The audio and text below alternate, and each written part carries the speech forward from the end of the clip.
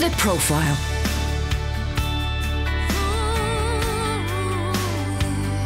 You're listening to Premier Christian Radio. A very good afternoon to you and welcome to The Profile here on Premier Christian Radio. I'm Sam Hales, your host for today. This is the show where we interview interesting Christians from around the world about their life, their faith and their testimony. And I'm pleased to say we have not one but two interviews coming up for you this afternoon right here on Premier Christian Radio and also on the Profile podcast available around the world. First up, Premier's Simon Tuck has been speaking to the multi-award winning Nashville-based country music star Josh Turner. Josh Turner is signed to MCA Nashville Records and has released a number of albums, including Long Black Train, Your Man, and Everything Is Fine. His seventh studio album is entitled I Serve a Saviour and was released this past October. Without any further ado, let's listen in to Simon Tuck in conversation with Josh Turner.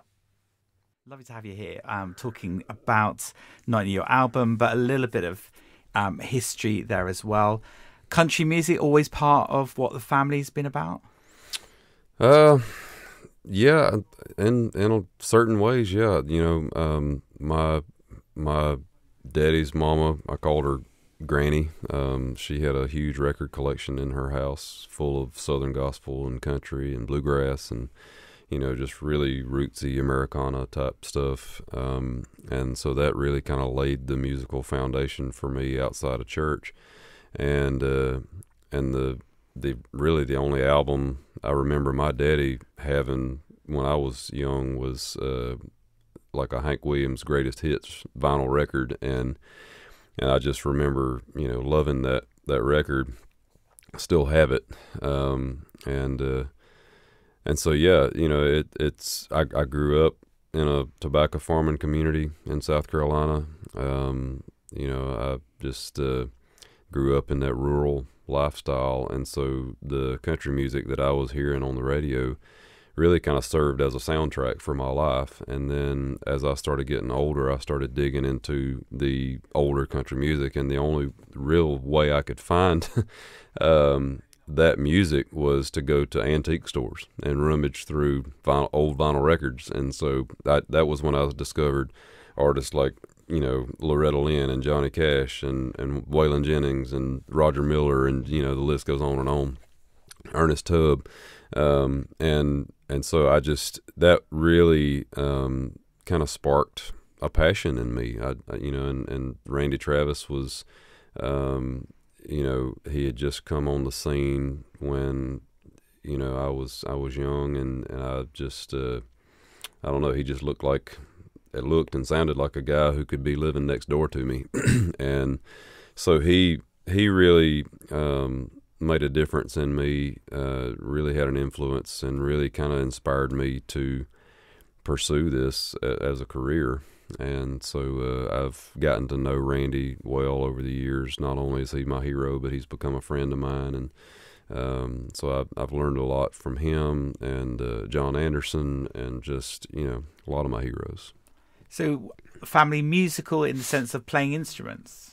Not really. The only instruments really were just kind of church oriented. You know, my grandmama played the piano. My mama kind of dabbled in piano and guitar, but I've never seen her play a guitar. But what's interesting is that when I started to become passionate about singing country music, my granddaddy was at my house one day. And he said, Josh, you know, all these songs you've been singing, he said, it'd be good if you were, you know, learned how to play guitar, you know, while you're up there singing. And I'm like, I'm never going to learn how to play guitar. And so he got up off the couch. He went to the back of my house, and I had no idea what he was doing, but he went in my mama's closet where she had her old guitar, which I don't even think I even knew it was in there, and didn't have any strings on it or anything. And I see him walking out of the house with the guitar in his hand. He never said bye. He never said never said a word to me. Well, then he comes back the next day. He had taken the guitar to town and gotten strings put on it. He had gotten a case for it, you know, and he had gotten like a little Mel Bay guitar instruction booklet, and gave it to me. And he said, "Here, you know, learn how to play it." and that's how I learned how to play guitar. Wow. And so, but no, none of my friends played any instruments. The first time I really played with the band was after I got a record deal. I love your song. Is it called White Noise? Where you talk about everyone else has got their rap music, but I've got my country. Yeah. Yeah. It was a fun song, duet with John Anderson, and I don't know. I'd gotten that idea one day. I was listening to like a live Ernest Tubb record from 1965, and I don't know why that inspired that title, but it I had always heard the term white noise, and I had always thought about how people always called country music the white man's blues, so that was really kind of the inspiration behind it. And so John Anderson and I sat down and wrote that song, in a very short amount of time, and he came in and sang it, as a duet with me on it, and it's just a really fun song. Who has been the person you would most like to still duet with? Ooh, I've sung with a lot of my heroes. I'd love to do something with Lyle Lovett one day. I'm just trying to think. Like I say, I've done a lot of stuff, and sadly, some of the guys and girls are passed on, but somebody like Willie Nelson maybe, while he's still around. I don't know. It's just there's a few out there. We're living in the day of holograms. You could actually have a hologram of your favorite artist doing a duet with. Yeah, that's very true. I don't know if I have the budget for that, but No, that's great. Where does faith lie with the music? Was it an early age? I mean, you sound like you went to church anyway at a very early age anyway, but there must have been a moment, surely, or was it a gradual change?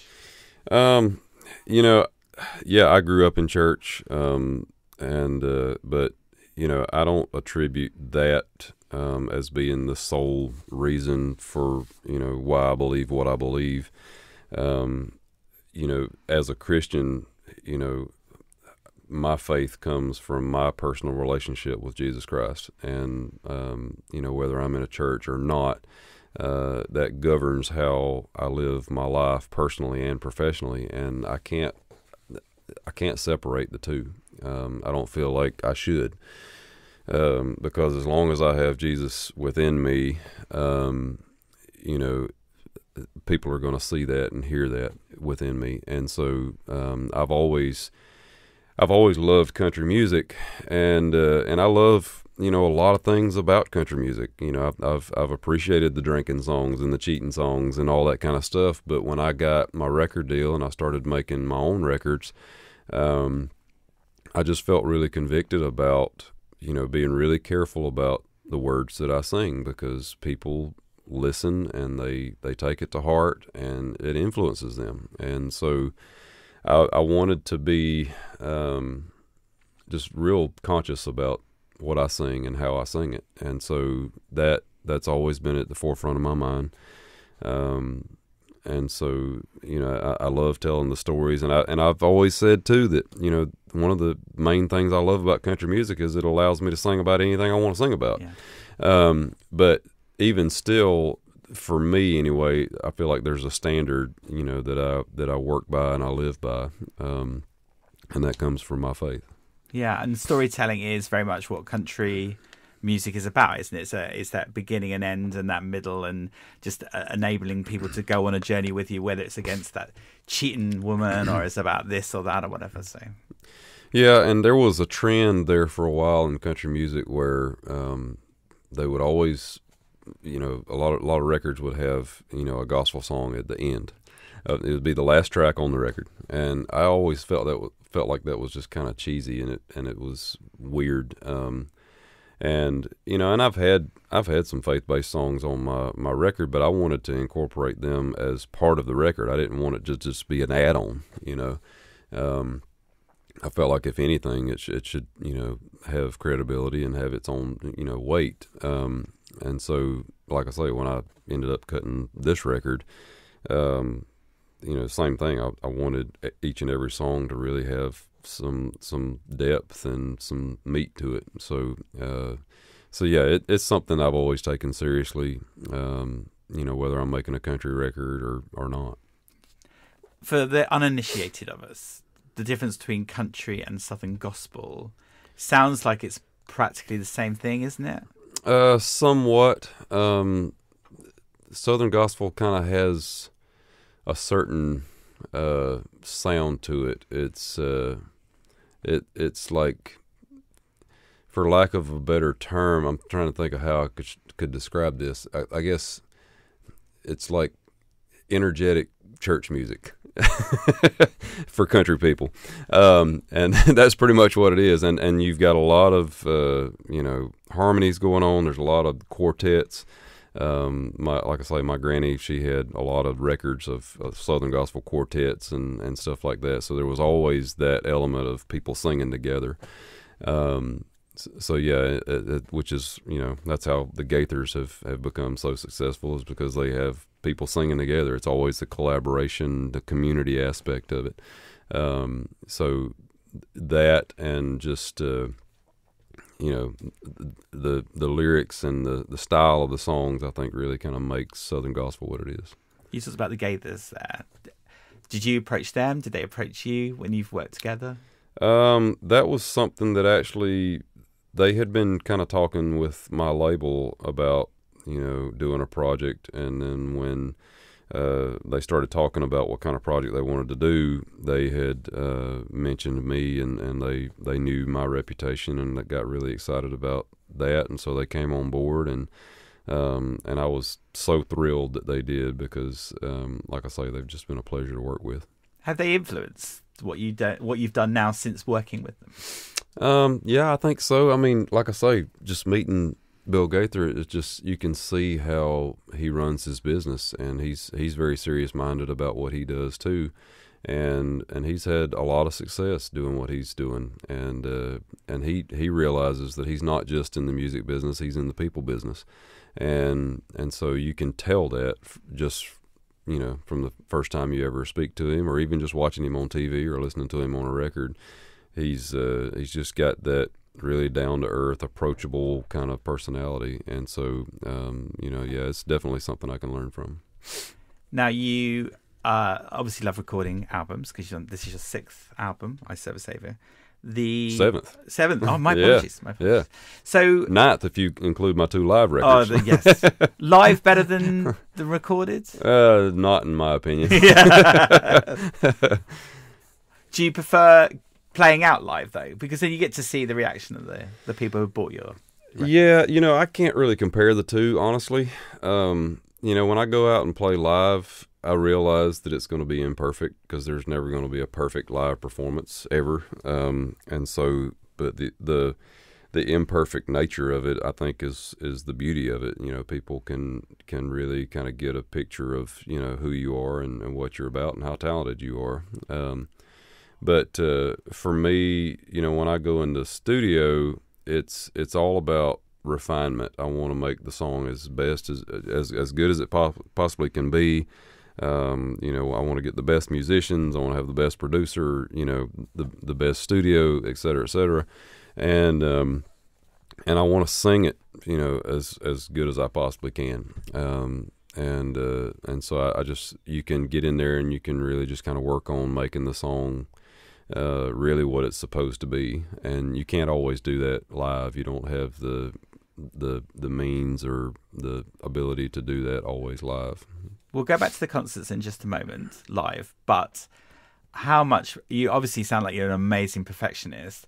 Does somebody have to go, Josh, could you just now walk away?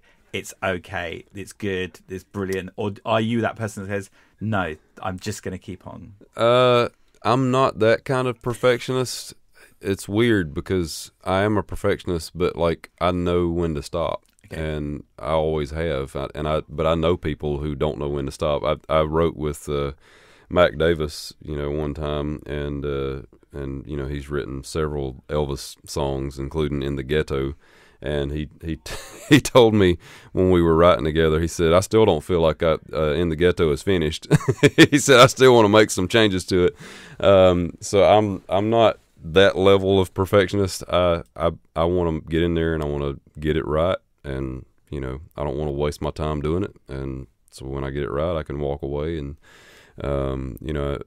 so yeah, it's I don't know. I'm kind of a quick learner on things, so it's and I get bored easily too. So I don't want to spend every waking minute just working and changing things. So, is there a song you go back there and revisit from your last 7 or 9 albums? No.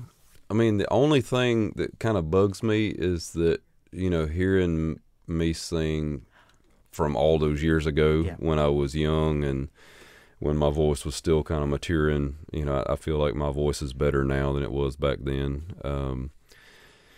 So there's some things vocally that I would probably go back and re-sing, but it's funny. The fans love the original versions of these songs. It doesn't matter, how old I was when I did it. So let's talk live, and then we'll talk about Long Black Train. Okay. So the song that the fans love the most when you play it live, is it Long Black Train?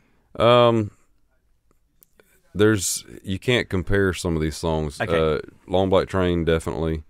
Why Don't We Just Dance is always a fun one. Your Man, just because of how successful it's been. Your Man it was my first #1 hit, and it was a popular song, but then when it started being sung on just about every TV talent show, that was when it really took off, because we actually, back when I took video and production, that kind of production out on the road, we actually did an intro for that song, and we just did like this video montage, just clip after clip of these people doing that song on these talent shows. And it was crazy because we couldn't even include them all. I mean, because there were so many. I mean, there was even one from The Voice in Mongolia, and which I didn't even know Mongolia had a version of The Voice. But yeah, I mean, I think there was one from Portugal too, and American Idol, and I mean, just one thing after the other. Just, I don't know why they gravitate towards doing that song, but that's just the one they pick. It's very honouring, though. It is to you, because they're saying, we like you, we like your song, we want to cover it, and that seems to be there. Is there a song when you play live that it just is so overwhelming when the crowd sing back? Yeah. Like I say, those 3 especially, I think have the biggest impact. Which is brilliant. Let's talk about the album then. You've revisited Long Black Train again as a live version of it. Mm-hmm. Why did you do that? Well, I kind of touched on it already.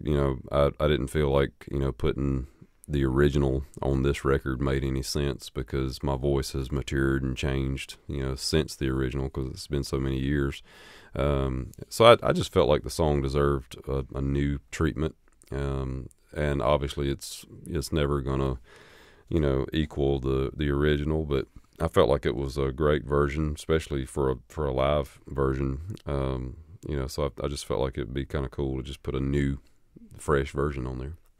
You've written 4 of the tracks off this particular album. Which one of those would you say that was the most challenging to write?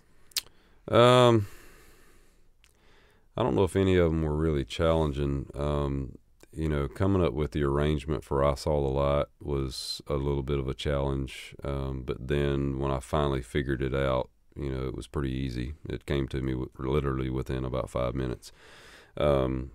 And then the one that I wrote from the ground up was I Serve a Savior, the title track. I wrote that with a buddy of mine, Mark Narmore, and he and I have written tons of songs together. And when he and I get together, it's always a pretty easy process, because we really understand each other, and there's no guesswork involved. It just we get in there and we really kind of get down to the heart of the song, and we don't quit until it's right. And the ironic thing about I Serve a Savior is that was the last song that I wrote in preparation for my Deep South record. So it wasn't even written, with a gospel record in mind. So when the gospel record came about, I started looking at songs that I had written, and that was the first song that I came across. And when I heard it, I'm like, this is perfect for this gospel record. And so, we cut it, and then it ended up being the title track. So there must have been a load of songs that didn't make it to the album. Is there some stuff on the back burner for another one? Yeah, there's plenty to choose from. So it which is a good problem to have. But yeah, there was quite a few that we had considered that didn't make it. Just As I Am is one of those songs. But yeah, and I'm sure I'll end up writing some more too. So you brought a freshness to a number of familiar hymns. How great there are. Great is your faithfulness and amazing grace. What other hymn are you inspired by? Do you say Just As I Am just then? Mm-hmm. Yeah, would that be another one of those that you want to bring a freshness to? Yeah, I think so. So if it comes to that, I'm going to try to live with it and spend some time with it and really kind of dig into whatever song it is, to really try to make it mine. That's another thing that I've really learned from my heroes, and I haven't always been good at that throughout my career, but I feel like the more experience that I have and the older I get, and the more things I learn, the more I figure out how to make songs mine. And because I've always been somewhat of a mockingbird, because the way I learned to sing was really copying, my heroes. I would try to sound exactly like them. I'd try to sound like Ronnie Dunn. I'd try to sound like Clint Black. I'd try to sing like Randy Travis and John Anderson. And so that mimicry was how I learned how to get as good as I am now, because I didn't just try to sing one way. I was always trying to, sing like other people. And then, when I started writing my own songs, I didn't have another artist to base it on. It had to come from me solely, and so that was when I really kind of discovered my own sound. And so I've just been trying to, just hone that, ever since. So you brought some family on board to sing with you on this particular album. Have they sung with you before? Not on a record. Well, I take that back. Yes, they have. It was actually on my Punching Bag record. There was a song called "Find Me a Baby" that my wife and my three oldest boys sang on.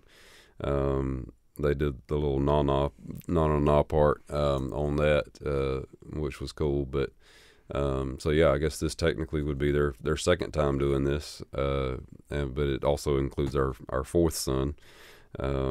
Because he wasn't born back then during the Punching Bag record. But yeah, they, one of my probably one of my favorite moments from my career is seeing them perform this on the DVD on the live performance.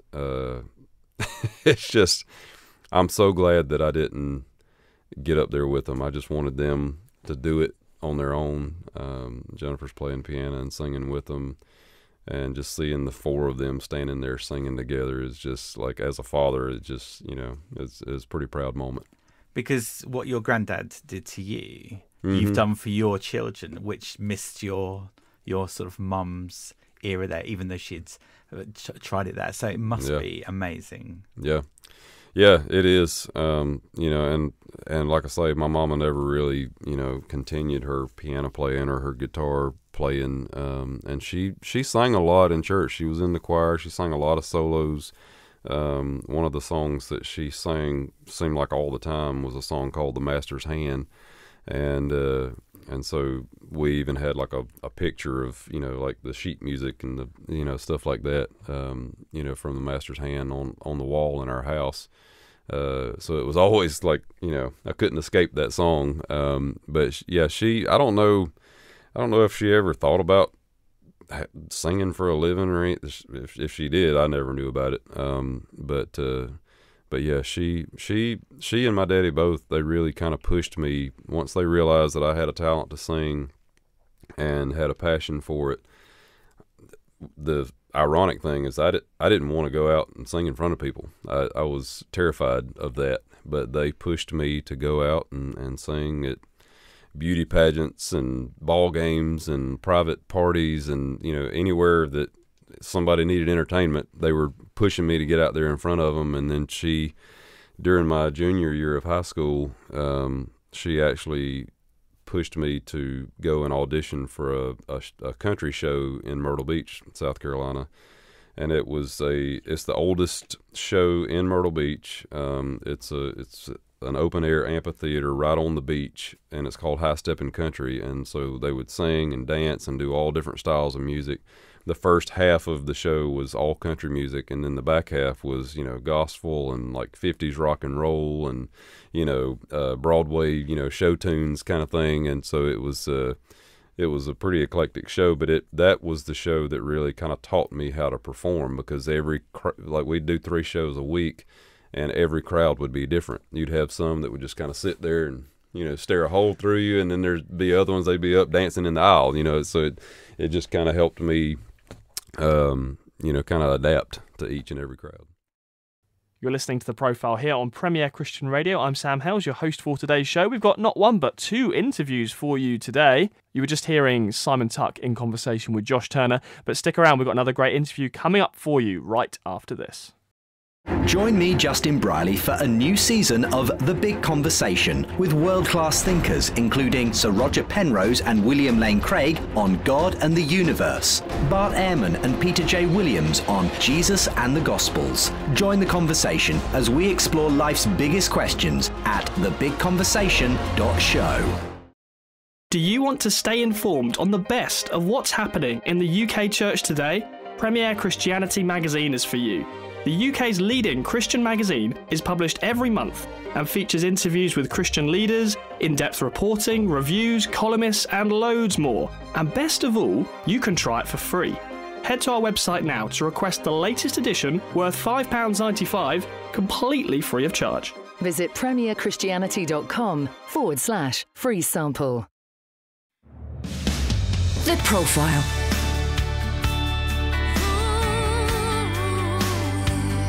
You're listening to Premier Christian Radio. Where faith comes to life. Welcome back to The Profile here on Premier Christian Radio. I'm Sam Hales, your host for today's show. You were just hearing Simon Tuck in conversation with the country music star Josh Turner. But now, something a little bit different for you. We've dug back into the archives for the second part of today's show. This first aired on Premier Christian Radio a number of years ago, but it's never aired on the Profile podcast before. And it's a great conversation between Premier's Maria Rodriguez and Pippa Gumbel, the author of a daily Bible commentary, Bible in a Year, which she puts together with her husband, Nicky Gumbel. Nicky and Pippa Gumbel are, of course, well known for pioneering the Alpha course and for pastoring Holy Trinity Brompton here in London. So Maria wanted to sit down with Pippa Gumbel and find out more about her life. Let's have a listen in. Well, Pippa, welcome to the programme. It's great to have you with us today. It's lovely to be here. Now, Pippa, I'd like to go back and find out what life was like for you when you were a little girl growing up. Did you go to church? Was church part of your life? Yes, I did go to church. My parents took me regularly to church, and actually I went to a convent school for some of the years of schooling, and there we had church all the time. And of course I would have said I was a Christian, but I understood nothing about the Christian faith. It probably gave me some sort of deep foundations, but I didn't understand until I was 18 that you could have a relationship with God, and that was when it changed my life. So I guess in a sense these sort of values and a sense of perhaps morality was being instilled in you, but that relationship with God hadn't actually sort of come into being. Yes. So what happened when you were 18 then? I knew Nicky then. He wasn't my husband or a boyfriend, but he was a friend. I knew him well. And he went off to university, and during his second term there was a mission there. And he became a Christian. I mean, he and quite a lot of his friends. It was a wonderful mission where a lot of them became Christians. And when I next saw him at a party, he was sort of running around with tracts in his pocket trying to convert everybody. And I thought he'd gone absolutely mad. And I thought I'd actually back off and keep a little bit away from him because I didn't know what he was up to, but it didn't seem normal to me. And then I was working with somebody, and she suggested that I went and visited her sister, who was working in something called the Kitchen. And it was an informal place. They'd converted a garage. It was a place where you could drop in, have homemade bread and soup, and people were gathering. And I didn't realise they were Christians. I thought they were just nice people getting together. I was a real sucker. And I sort of went in, thought they were nice. And actually, there was something different about these people. I knew that. The world I was living in was pretty superficial. The relationships were shallow. And actually, I was pretty empty when I started going along there. And I could see in them, these people loved me for who I was. There was a different attitude and atmosphere there. And so I just kept going back to this place. And then somebody opened the Bible one day with me, and we read John 10:10. Jesus said, "I've come to give you life and life with all his fullness." And I thought, yes, that's what I want. And at that moment, did you have a sense of, well, I need to go to church now? Did you understand what the next step was? No, I don't think I understood at all, actually. I went back and prayed. I remember I was sharing a flat with some people, and we had bunk beds, and I knelt down by my bunk bed and I prayed, and I knew that I'd experienced Jesus, that he'd come into my life, forgiven my sins, and that I'd started this relationship. And I can remember going back to the kitchen the next day and them saying, well, we must buy you a Bible. I thought, why do I need a Bible? I know now. I've got it. Well, why would I want a Bible? So I had a lot to learn. So they helped me get a Bible, and then they suggested that we all gathered sort of to pray for me. And I think that was probably the most awkward thing that had ever happened to me. I'd never been prayed for aloud and with everyone around me. Breadcrumbs all over their hands as they were laying hands on you. And I was dying. I mean, it wasn't the most wonderful spiritual experience. I was just longing for it to be over. But I'm sure it was a very important part of my journey. A humbling one, if nothing else. Definitely a humbling one. And amazing, though, isn't it, how God can move with that situation of being in a garage. Yes. You know, it's kind of, back to kind of this idea of, children's nativities in a stable, this sense of in this sort of simple place, far away from the superficiality of what you've been living. God was able to break through. Yes. And I suppose in a way it was like early stage, not dissimilar from Alpha. It was people gathering to eat food together and to talk about their faith. And that was a safe, easy, relaxed environment. So it was like the pre-runner, the forerunner of Alpha that came along many years later. Amazing how God was sort of laying the foundations there in that experience for what's to come with Alpha. Yes. So at this point, you said you were sort of previously been running away from Nicky. So had you been in contact with him since? I don't think I had, but I started working, or I was definitely going to this place called the Kitchen regularly. And he came back from university and went along because obviously he heard that this was, fun young place for young Christians to hang out. And my name was the first name in the book. Amazing. And so then we sort of re-met up. Yeah.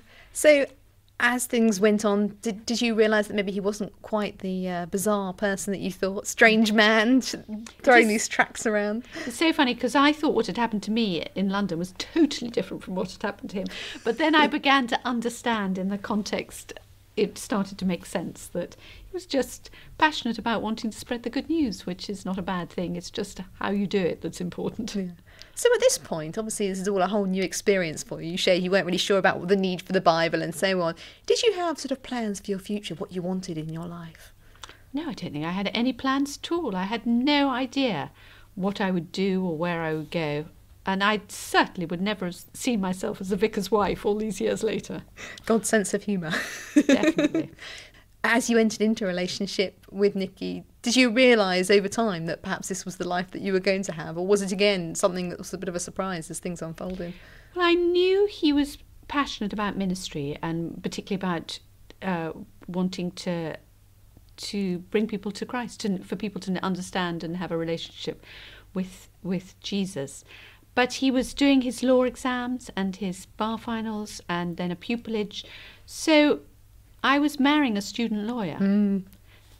so I didn't know what direction we were going. I had no idea which direction we were going. But we were very involved with the church even then. So we'd joined HTB by that stage. We were running a small group in our home. We were involved on Sundays. So in some ways it was a natural progression.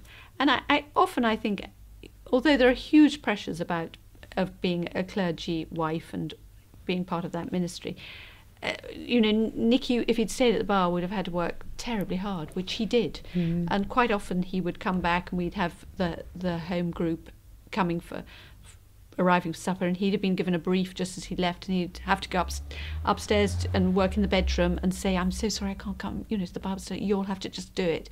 And there were pressures like that. You couldn't rely on going away or having a weekend off. So there were huge pressures if he'd stayed there.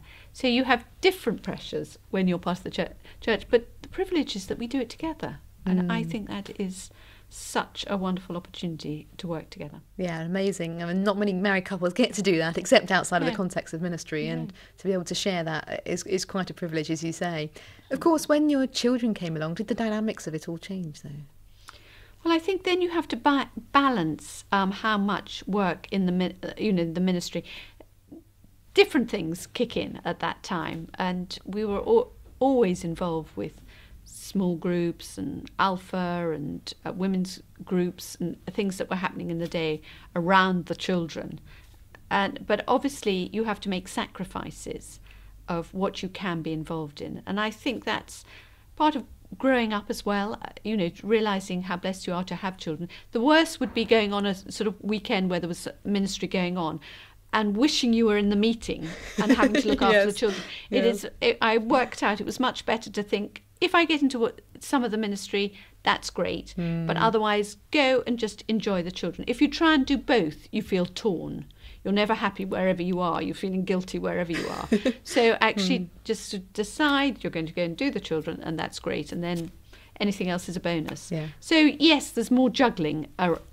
And obviously, evenings are complicated as they get older, and the demands of the church. You have to balance that. And there were certainly times when the children were getting a little bit older and they were around a lot, when we realised it actually wasn't good to have too many meetings in the house. The children actually needed a bit of quiet. They needed the home to be their own and not just to have endless people pouring in. So I think you have to go on reassessing. We made so many mistakes. If I did it all over again, I would do it completely differently. Well, that's interesting, because, obviously it sounds like you did make some wise choices along the way. For example, realising the children needed a distinction between home and meetings, but you still think there are other things you would have done differently? I think there are plenty I would have done differently. So obviously, as this journey progresses and you both take on new roles within the context of HTB, more responsibility, the church has really grown. I mean, beyond all proportion. It's almost a sort of an organisation, really, within lots of other organisation networks and so on. Do you think that actually that's because you both had vision, or just because God has somehow just allowed this to unfold? Who knows? I think God has been very gracious to us. I think he's also raised up people with passions for all sorts of things. So Nicky and Cilla Lee are passionate about family life. And, they live, breathe, dream family life. And that is who they are. And they are so good at pioneering all that. And it's lovely to be able to see them blossoming in that, all the things that they've written, all the courses, the books, that they work on, and they go on believing in that. And then seeing Paul Cowley being raised up and seeing him of what he's done. I mean, it is the most extraordinary story. Someone like Paul growing up in an estate with no education, having been in prison himself, now running the second largest prison ministry in the whole world. Sometimes you just have to stand back with your mouth open and think, wow, God, you are amazing. And Paul is a strong character, so he's, driving forth there and so good because he never rests. And Nicky's like that too. He's always for moving forward. He's always for the next church plant or the next whatever it is. And that's part of the character he is. But it's God has been kind and raised up people to enable us. I mean, we couldn't do any of it on our own. Yeah, and I think that's the good thing that we need to be reminded of, that it is God's work, and it's just us simply offering what we've got and allowing God to do what He will with it. Now, some people looking from the outside in, Pippa, might be looking at yourself and thinking, wow, they must have their whole life sorted. Everything must be rosy. I'm sure they've never had any struggles or challenges. What would you say to that? I think we're just very normal people. Everyone sadly has the same. I think most people have the same issues in life. We all get sick. We all get exhausted. We all have issues, misunderstandings, those sort of things that are just normal life. Disappointments, friends going through awful times, all those things. There are things in our lives that are terribly sad, and you have to find your faith in those moments and hold on. But I think we're pretty normal, really. Yeah. Now, sort of almost living out your faith fairly in the sort of public eye, is it sort of a double-edged sword, both a blessing and a burden at the same time? I think it's very easy to sort of forget that you are. And I often forget that people know us when... even in the congregation now, it's so difficult to know everybody.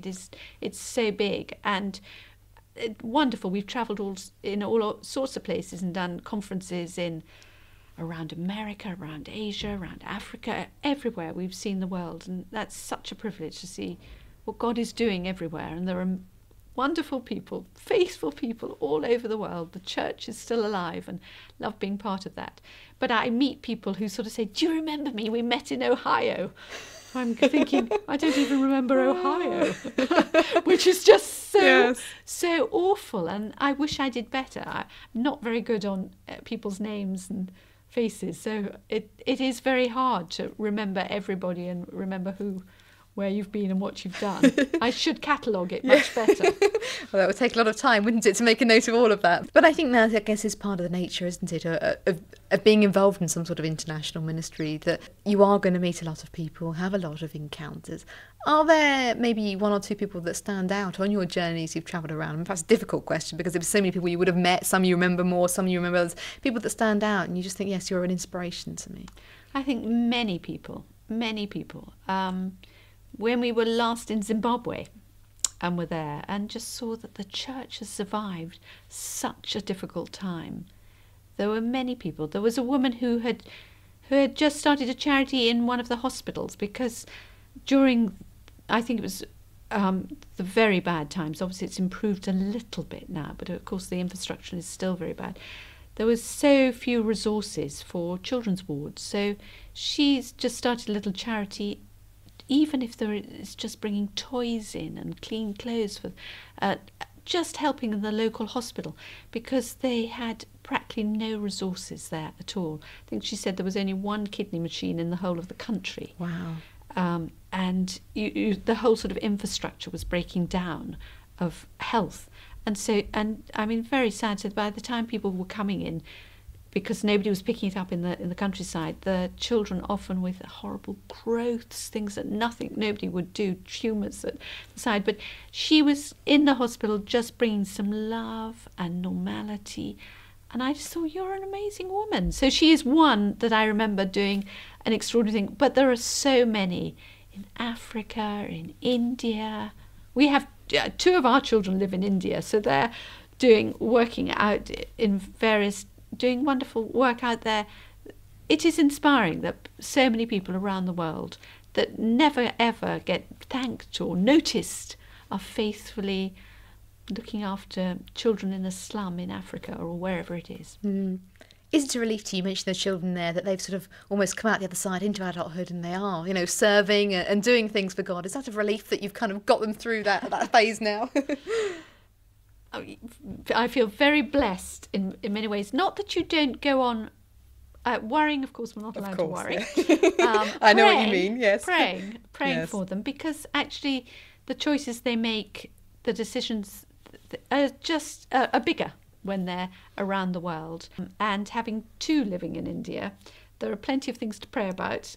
I can imagine. Safety, health, Yes. all sorts of things, and dealing with quite complicated issues. Our daughter's working for an organisation called Justice and Care, and they are deal with rescuing young women and sometimes children from prostitution and being trafficked in. And that's a pretty full-on job. And so I think I definitely pray for her quite a lot. You know, is life easier that she's now out in India doing these terrifying things? No, probably not. Or when she was 3 and going Yes. to nursery school. I don't know. It's just different. Yes. Well, you never stop being a parent, do you? You never stop being a parent. But I'm so grateful to God that he has brought them through, that we might have done lots of things wrong as parents, which I'm sure we did, and I'm sure they're having to have counselling for all the things we did wrong, but that they all are passionate about their faith, and they're serving Jesus in whichever ways they can, and that for me is deeply humbling. In fact, they're far more radical and have a far more amazing faith than I do, and I'm just amazed by them. Now, obviously, all of this, this life of faith is not possible without prayer. And of course, a big part of HTB is prayer, of course, now 24/7 prayer.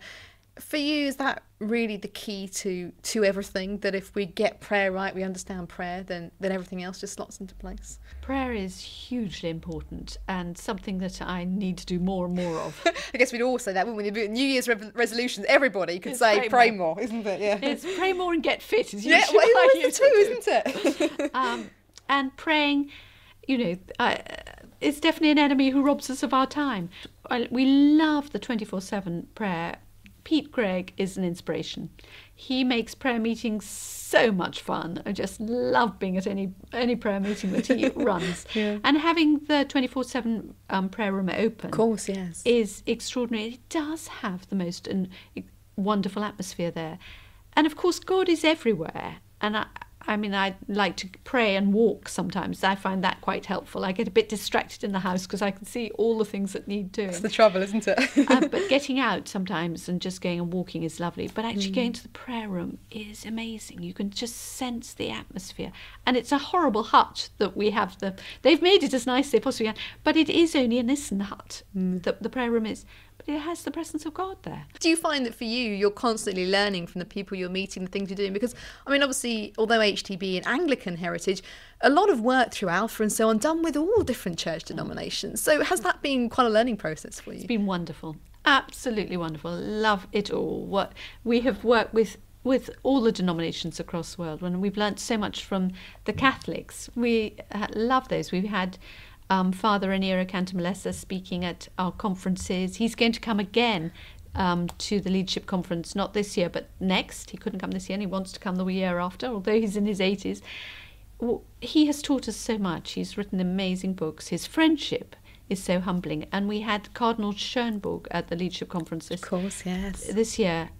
And again, I'm so humbled. A Catholic cardinal, comes to an Anglican conference at the Albert Hall with very loud music and loves it. And he was so godly. He looked like Jesus. We all just sort of looked at him and wanted to be like him. Everyone sort of fell in love with him. And he was sitting next to me, and we were listening to the worship, which was quite loud. And I did say to him, are we deafening you? And he said, it's so exciting. And I find it just so beautiful, deeply humbling. So we've got the friendships with the Catholics, and then we've got friendships with Hillsong. We've been down to the Hillsong conference. Nicky's spoken there. We're great friends there. I think their music, their worship is wonderful. I love the fact that we can work with all these different people. And many of the churches across England, we get together, we have a group that meet once a year, some of the big churches across England, and some of them are Anglican, most of them aren't. And they're all good friends, and we're in it together, and that's fantastic. I think, certainly from my experience of travelling around, there seems to be a real grace of kind of ecumenism here in the UK, like I've not seen anywhere else. Would you agree with that? Definitely. I think that's changed probably over the years. It's grown and grown. But even John Wimber, when he came back in all those years, always did a conference with everybody. And I think even Billy Graham before that had Catholics, which was unusual, on his committee for evangelism. So I think it's really worked. I think in some of the other countries, like I'm no expert, so I couldn't judge, but certainly here, it has changed. The barriers have come down. And I think if you ask most people at HTB, are you an Anglican? They wouldn't have a clue. They would not have a clue. It's interesting, actually. Yes, I think a lot of people in different churches, whether they're Pentecostal or whatever, might not necessarily know the history of where their church has come from, or even what the denomination stands for. And perhaps a sign that maybe there is this sort of greater sense of, well, we're all Christians, just express our worship in slightly different ways. Yeah. So obviously we've been on this journey with you, Pippa, and we've seen so many different aspects of your life, and I think it's just been a great comfort to people to realise that actually, God can call someone into international ministry, and yet they can be, for want of a better word, kind of just living an ordinary life, that God can take anybody, do incredible things with them. Now, if there's anyone listening this morning and they're thinking, wow, this is amazing what God's done with Pippa, it's amazing what God's done with Nikki, how can I be maybe obedient to what God's calling me to do? What would you say to that? Well, I think the fact that God has used me is extraordinary. I love the verse, his power is made perfect in weakness.